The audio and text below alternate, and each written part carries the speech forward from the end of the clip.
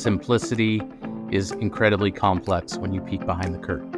To the employee, all they see is a clean screen with the shifts that they're eligible to pick up based upon their jobs that they're trained in. If a shift is cut, automatically, now they can pick up another shift while still ensuring that there's guardrails and that they're not, electing themselves into a situation where they're working 60 hours a week.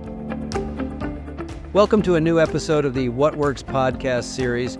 You just heard from Conrad Riddle, Vice President of HR Shared Services at Aimbridge Hospitality, the largest third-party hotel operator in the world, based in the United States. In today's episode, Kathy Anderes, Senior Vice President of Research and Global Industry Analyst at the Josh Bersin Company, sits down with Conrad to explore how Aimbridge is transforming workforce management. They discuss the implementation of UKG Workforce Management, how a centralized app is helping Aimbridge adapt to an Uberized workforce, and how technology is connecting hotel locations while giving employees more flexibility. Let's jump into the episode. Conrad, thanks so much for joining us on the What Works podcast. Thank you for having me, Kathy. I'm really looking forward to this conversation. So as we get started, Conrad, tell us a little bit about yourself, your role, and then also your company. Yeah, my title is Vice President of HR Shared Services, which doesn't always mean something to everyone. But really what that means is that all things HR technology and centralized HR administration come in under my team, which I think is a really exciting place to be today, where there's just a ton of new innovation, new solutions to kind of age-old problems in the HR space.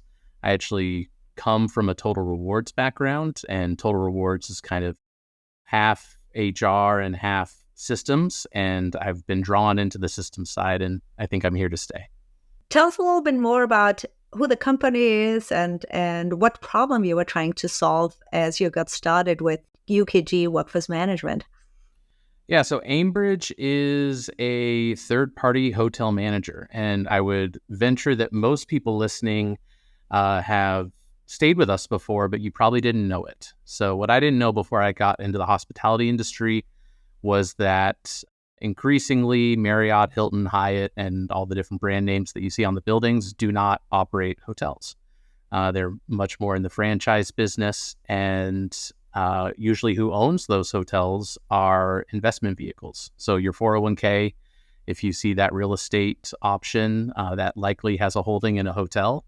And your 401k plan is not interested in the actual day-to-day of operating a hotel. So they hire a company like Aimbridge. And we run the building like it's our own, even though we don't own it. So we hire the people, we set the rates, we set up relationships with all the vendors, and that's what Aimbridge does. We operate more hotels than the U.S.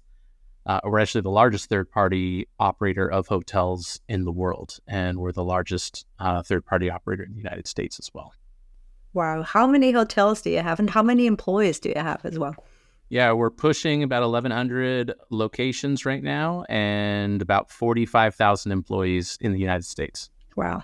Oh, that's massive. So huge. And hospitality obviously is a very difficult business and a very fast changing business. And how did all of this get started? Tell us a little bit more on why you were embarking on this journey.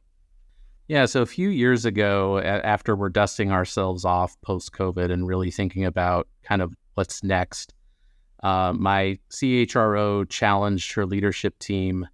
You look out at the landscape and you see more and more jobs going the way of the Uber model, where you don't have to apply to a formal job and agree to a weekly schedule on an ongoing basis. You can instead get signed up and you set the days you want to drive, and you decide that, or you go to Amazon and decide which days you want to deliver packages. So that's on one end of the spectrum. On the other end of the spectrum is where we were at that time. We, were there, hospitality, very old business model, things that have been entrenched and done a certain way for decades and decades. And her push to us was, how do we compete with this Uberized workforce? How do we give some power back to employees? And that set us down the path of where we got to today with utilizing UKG Workforce Management. Wow. So Uberizing the workforce, giving more flexibility to jobs and to people and helping people kind of create their own schedule and work at their own time. And sounds fascinating. And of course, challenging, right? For an industry that's as old and as ingrained, I think, in a lot of ways as hospitality. So how did you get started? What did you do first? How did you first come to the conclusion even to that you needed a tool for that? Tell us more about that, kind of the origin story. Yeah, interestingly enough, it was the UKG merger, and we were longtime Ultimate Software customers. And when UKG Ultimate and Kronos merged together, then all of a sudden we had access to a Kronos tool. And we knew Kronos by name as kind of some of the best-in-class workforce management tools that are out there. So we became very interested in making a change. Coincidentally, at the same time, we were with a timekeeper that Ultimate Software had that they had declared was going to be phased out over the coming years. So it was time for a change anyway. And we saw an opportunity moving to UKG Workforce Management to try and coordinate some of these different activities between properties. Wow. So how does it work? How does the UKG Workforce Management work? Tell me a little bit about how it works from an employee perspective, maybe from a manager perspective as well. Yeah, so from an employee's perspective, what we now have and did not have before is a centralized app where the employee can go to one place and see their time card, see their schedule of what's upcoming, and then also has self-service options to be able to manage their schedule. So if I'm an employee and I've been scheduled on Thursday, but I now have a personal conflict and I can't work Thursday at all, I can put that shift up and hope that another member of my team claims it. Or maybe I have the morning shift and I no longer can work the morning, but I would still like to not lose those hours and that paycheck. So I'm going to try and trade with somebody who's working the evening shift, and I can see who has those evening shifts and propose a shift trade to that employee all through the app. So whereas before, managers were kind of the center point of all of these requests, and it had to go through them so that they could go manually update a schedule, which was probably a piece of paper on the wall. Now employees can self-serve all of these requests. They go under the manager's nose for approval, not unlike you might be used to with a PTO request. And then it automatically updates the schedule in all places for everyone to see. What the manager sees, besides those approvals coming across their desk, is they see a difference between the amount of labor they might need and the amount of labor that they have scheduled on the schedule. That's a big deal, I think, in hospitality, as far as I understand, because usually it's like one property is kind of the whole universe, right? It's almost like its own company, but now you get the power of having all these properties and all these employees working together. Yeah, hospitality historically has been very siloed. We talk about general managers at a hotel that they're the CEO of their own small business there. How has it been for employees to embrace that? Have they liked it? How easy is it for them? What's the feedback? Yeah, it's been good. I think the key here is that everything for them is in one place. So you might get an employee to log into the app for the first time because they want to put in a vacation request, or they realize that it's easier for them to look at their schedule at home than have to drive into the building and take a picture of a piece of paper on the wall.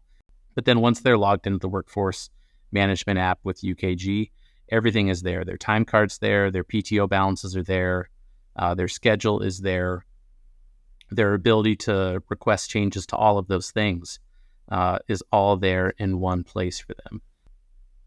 And I mean, the power of having everything in one place is key. I think the other thing that's probably also key is how easy it is. So they don't need to understand like what they're eligible for or where they could apply to a shift or how they could swap it because it's all automated. That's totally right. I have a saying that I think applies to many different scenarios, that simplicity is incredibly complex when you peek behind the curtain. So to the employee, all they see is a clean screen with the shifts that they're eligible to pick up based upon their jobs that they're trained in, what's nearby. So for example, your San Diego employee is not going to see shifts in LA because nobody's driving from San Diego to Los Angeles for a shift. but you might go from downtown to Mission Valley, and they would see those shifts that are available to them.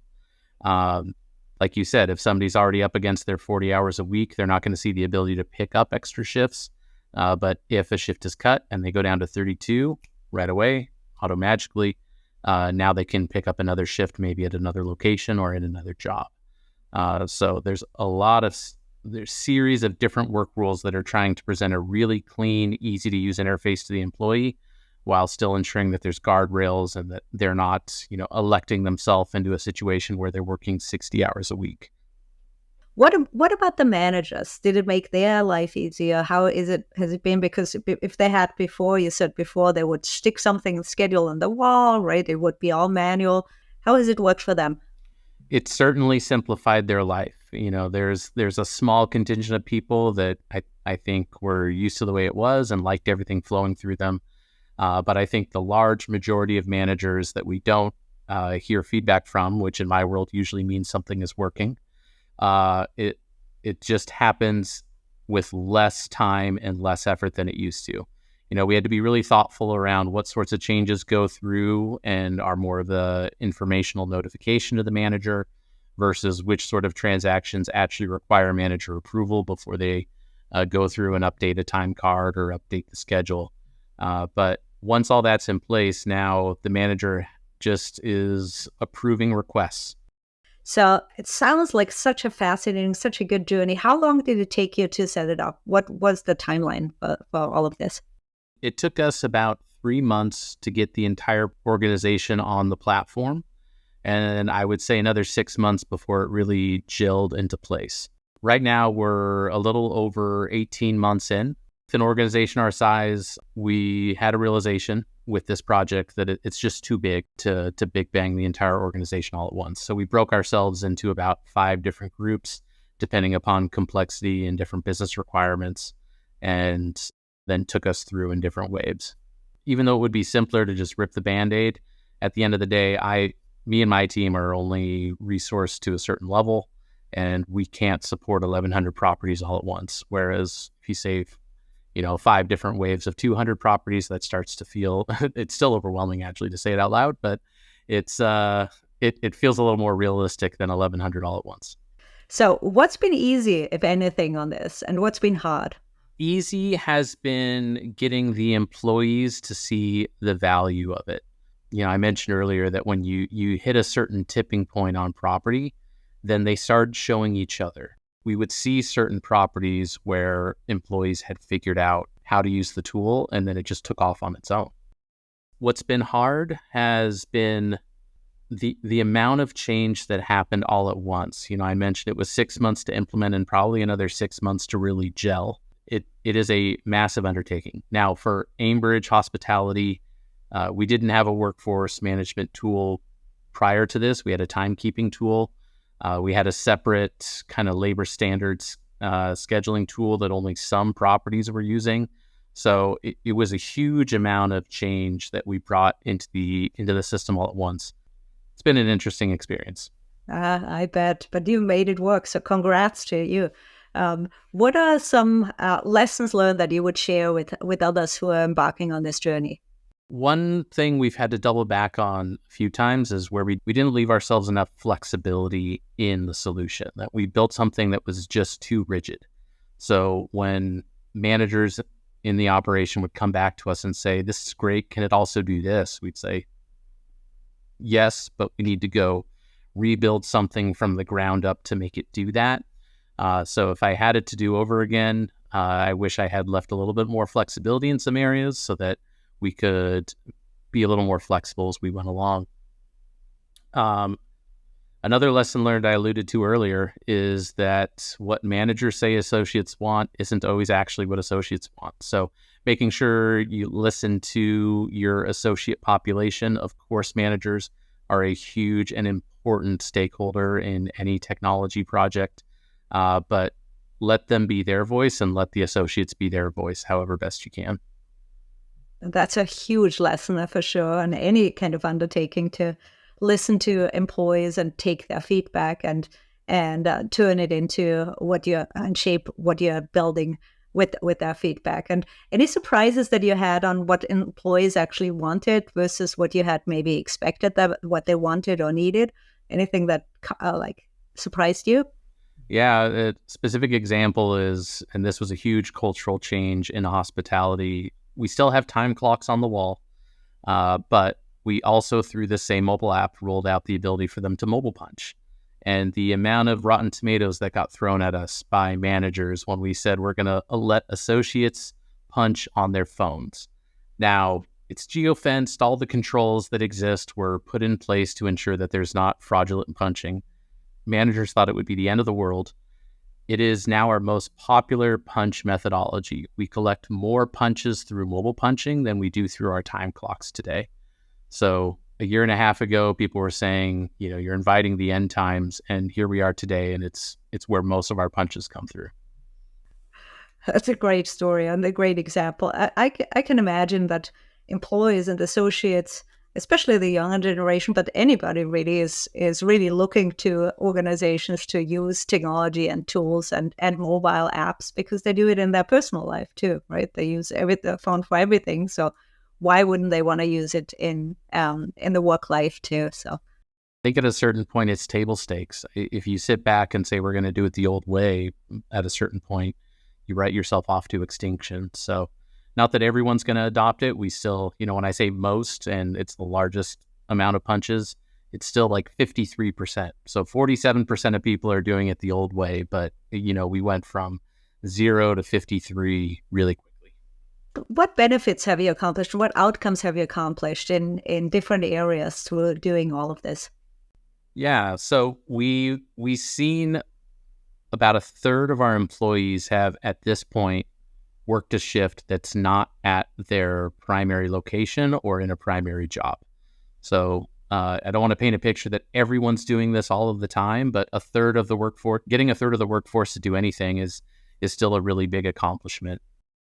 We pushed the use case and the definitions of the shift marketplace and workforce management, I think, to a new level, introducing some of the controls and the flexibility around interlocation. And that actually caused us to win an innovation award from UKG last year, which is great. But the other thing that gets me most excited is that my own business development team, when they're talking to new prospective customers, this is one of the top things that they're most interested in. Labor is the largest expense line in any hotel. We're just a business that runs on labor. So to the extent that we're thinking in new and innovative ways around how do we manage that labor expense, that's something that our customers, hotel owners, are super interested in. So it has helped not just on the employee side, but really on the customer side too. That's pretty impressive. So it helped you create new business for Aimbridge, which is fascinating. Wow. Yeah, this is one of those things where it's hard to find the loser. It's good for the P&L, simplifies managers' lives, gives employees flexibility, and makes us look better to our customers. So it's hard to find the loser. Everybody wins, right? Everybody wins. That's fantastic. Wow. Anything else that you wanted to tell us about that we haven't talked about? Yeah, I'm excited for where we can take this in kind of a 2.0 iteration. So right now, hospitality is a high turnover industry, and we onboard a lot of employees and we offboard a lot of employees. It's kind of transitory in nature. And what I want to take us to the next level with the shift marketplace is that where somebody might give us a voluntary resignation because something's changed in their life, they're moving, they're less available, for whatever reason, they can't commit to, a 4 or 5 day a week job anymore, that we would start capturing those people into our own contingent pool of employees. And we'd create this new classification of Aimbridge alumni, even though they're still active, people that have previously worked in a traditional role, where we say, you're not going to be on the schedule automatically, but as long as you pick up 2 or 3 shifts a quarter, you'll be in this contingent workforce, and you can log into the workforce management app and can pick up those shifts before we go out to more expensive solutions. As you said, it's a win-win-win for everybody. And I think very applicable too in other industries too. I know hospitality obviously has this challenge, but many other industries, from retail to maybe healthcare to other shift-based manufacturing, whatever you have, right? Lots of industries have similar challenges. Yeah, there's a lot of old industries that run on labor, ours included. But I think this is a fun example where you can bring some modernity to it and show how technology can actually play in some of these older industries. Absolutely. Wow. Conrad, thank you so much. This was a fantastic conversation. I really want to thank you for joining us at the What Works podcast. Thanks for having me. Thank you. And that's it. I hope you enjoyed my conversation with Conrad Riddle from Aimbridge Hospitality as much as I did. What a great example of how to go beyond the AI hype to solve real business problems. Scheduling and workforce management are massive pain points in hospitality and other industries with hourly workers like manufacturing, healthcare, entertainment, and retail. Conrad's story shows how AI-based technology can turn it from an administrative hassle into a competitive advantage that helps expand their customer base and create a better employee experience. If you found this episode of our What Works podcast insightful, tune in for more insights from leaders and innovators in the HR space. Thanks for listening.